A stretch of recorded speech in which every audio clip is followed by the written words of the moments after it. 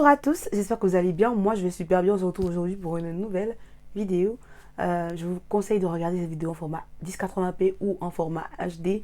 Abonnez-vous, activez la cloche de notification. Partagez mon contenu, mettez-moi un petit commentaire. Je sais que je vous ai manqué. Abonnez-vous à mon Instagram. Vous allez me voir là-bas every day. Là-bas, il y a marqué en ligne, donc vous saurez. Bien évidemment, je n'y serai pas tout le temps, mais je réponds à vos questions ces temps-ci, même quand je ne suis pas super connectée sur YouTube. Abonnez-vous aussi à la page Facebook Campus France Entraide. Et puis voilà, donc comme je disais, abonnez-vous à mon Instagram. Vous allez pouvoir me voir au quotidien en ce moment, vu qu'on est en plein dans la procédure visa. Je suis vraiment en plein dans les réponses aux questions. Je suis vraiment en plein. C'est pas du suivi, mais c'est que je suis plus proche de vous en fait. Quand vous m'envoyez des notes vocales, quand vous m'envoyez des messages, des fois je vous dis que je vais répondre plus tard. Des fois je ne le fais pas. Si je ne le fais pas, n'hésitez pas à me relancer par message en mettant des points rouges ou des croix rouges. Comme ça, je sais qu'il y a urgence ou bien je sais qu'il y a un message auquel j'ai pas répondu. Toujours sur Instagram, j'ai reçu plein de messages qui disaient: est-ce que je peux t'envoyer mon dossier pour que tu le vérifies? Je ne fais pas de suivi dans ce sens. Donc c'est compliqué pour moi de vérifier 10 dossiers, 20, 30 dossiers. J'ai vraiment pas le temps ces derniers temps. Vous pouvez le voir même sur YouTube. À la fac, en fait, on est vraiment en train de faire les inscriptions. Les emplois du temps sont en train d'arriver. De notre côté, on est en train de prendre connaissance des matières qu'on aura et tout ça. On doit s'organiser naturellement. Du coup, vous me voyez moi. Donc, je ne pourrai pas vous faire cette faveur. Par contre, je peux vous assurer que si vous avez tous les documents qu'il faut, vous n'avez pas besoin d'un œil dit expert.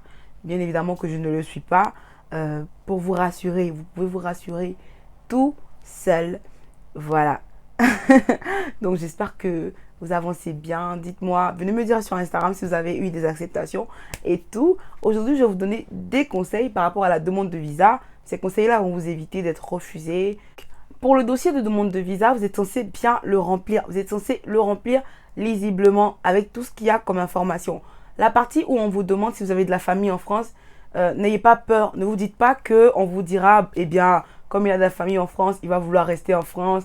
Donc, j'ai peur de dire qu'il y a mon frère en France ou bien qu'il y a ma soeur en France. Détrompez-vous. Moi, quand je suis arrivée ici, j'ai dit que j'ai ma soeur en France. En gros, j'ai de la famille en France. Tu vois ce que je veux dire? N'hésitez pas à le dire. Pourquoi? Tout simplement parce que ça rassure le consulat dans le fait que vous ne pouvez pas en griffe être sans domicile fixe. Vous ne pouvez pas en griffe être dans la merde. Quand je dis dans la merde, c'est-à-dire les gens qui n'ont personne ici n'ont pas d'issue. Les gens qui n'ont personne ici, si elles se retrouvent en banqueroute, elles ne savent pas où aller. Par contre, vous, si vous vous retrouvez en banqueroute, ce que je ne souhaite pas, bien évidemment, vous avez de la famille. Et la famille, ça aide, la famille, ça s'entraide dans la normale. Donc, n'hésitez pas à dire si vous avez des frères, des cousins, des tantes, des nièces, des neveux. Non, on ne va pas abuser. N'hésitez pas à le dire dans votre dossier de demande de visa. Ensuite, je vais parler de la prise en charge, du montant de la prise en charge lorsque vous avez un logement à long terme, à court terme, c'est-à-dire entre parenthèses minimum 3 mois en ce qui concerne certains pays d'Afrique de l'Ouest. Parce que j'ai appris que au Gabon ou bien au Maroc, on permettait d'avoir moins. Donc, je tiens à préciser. Quand vous avez aussi un logement qui excède les 400 euros. Il faut savoir que la prise en charge qu'on vous demande d'avoir, c'est le 615 euros. C'est cet argent qui va vous permettre de vivre ici pendant un mois. Donc chaque mois, 615. Il faut savoir qu'il y a un calcul qui a été effectué. Il y a le loyer qui a été ôté. Il y a les charges qui ont été ôtées, tout ça. Mais il peut arriver que vous soyez un étudiant qui sera hébergé à court terme, à long terme, ou bien que votre loyer soit trop élevé. Si vous êtes hébergé à long terme, c'est-à-dire si on va vous héberger tout le temps, vous pouvez avoir une prise en charge de 350 euros minimum. Ça veut dire que vous ne payez pas de loyer, donc les 350 euros restants vont vous permettre de vous occuper de vous. Donc si vous avez un logement qui est conditionné, c'est-à-dire si vous avez un logement pour 3 mois par exemple, vous êtes obligé d'avoir une prise en charge de 615 euros parce que bien après 3 mois chez quelqu'un ou bien après 3 mois dans un logement gratuit, vous allez devoir payer. Donc, il vous faudra une prise en charge de 615 euros. 615 euros doit être mentionné sur la prise en charge. Ne faites pas des prises en charge où il n'y a pas marqué la somme qu'on va vous donner. C'est pas bien, c'est pas bon. Voilà. Dans le cas où votre logement excède 400 euros, là, il y a un gros point d'interrogation. Cette question, elle m'est revenue très, très souvent. Bien, vu que lorsque vous avez un logement gratuit, on vous demande d'avoir 350 euros de charge, mathématiquement parlant, quand vous enlevez votre argent de loyer, vous êtes censé avoir au moins 350 euros pour vivre. Donc, si votre loyer, après avoir été enlevé, vous laisse 100 euros pour vivre, c'est plus bon. Vous pouvez avoir un refus au visa. Donc, selon le bail que vous avez signé et selon combien votre loyer il va coûter, vous êtes censé augmenter la somme qui va vous être versée par mois sur la prise en charge. Je pense que je me fais comprendre. Selon le prix de votre loyer, vous êtes censé conditionner le montant de la prise en charge parce que il vous faut vivre ici. Il vous faut avoir des activités, où il vous faut manger, il vous faut dormir. Il ne faudrait pas que le loyer il coûte 600 euros, il va te rester 15 euros, frère. Comment ça va se passer? Comment tu payes tes factures? Tu vois ce que je veux dire? Donc, faites très attention à cela. C'est vrai qu'en France, il y a la CAF, mais je ne sais pas vraiment si le consulat tient compte de la CAF. Parce que le consulat, déjà, ils ne savent pas si vous serez apte à avoir la CAF. Donc, ne tenez pas compte de la CAF en étant dans vos pays, en étant à Abidjan, au Sénégal, au Maroc ou tout ce que tu veux.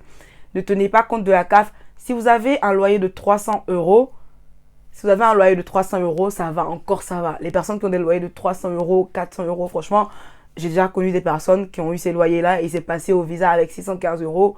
Bon, je pense que là, peut-être ils ont pensé à la CAF et tout. Quoique, je ne suis pas sûre. Je ne suis pas en train de vous dire que ça va te passer comme ça. Je donne des hypothèses. Mais quand votre loyer, il excède 400 euros, quand votre loyer, il va à 500 euros, il va falloir penser à augmenter le montant de la prise en charge pour ne pas se voir refuser le visa. En ce qui concerne la prise en charge, il faut savoir que si votre AVI a été fourni et qu'il y a marqué dessus 615 euros par mois, il peut arriver que vous ne receviez pas les 615 euros chaque mois. Ça arrive dans les cas où l'argent n'a pas été bloqué. Par exemple, si votre parent a fait une AVI dans sa banque et qu'il a marqué qu'il va vous fournir 615 euros par mois, parce que c'est sa banque et que c'est son compte bancaire, il peut décider de vous envoyer 800 euros en décembre ou bien 500 euros en septembre. Tu vois ce que je veux dire? Donc, vous êtes censé savoir qu'au renouvellement de titre de séjour, dans certains cas, on vous demande 3 derniers bulletins de salaire. Je parle de certains cas parce que je suis en train de comparer mon cas et le cas d'une amie quand on allait renouveler le titre de séjour.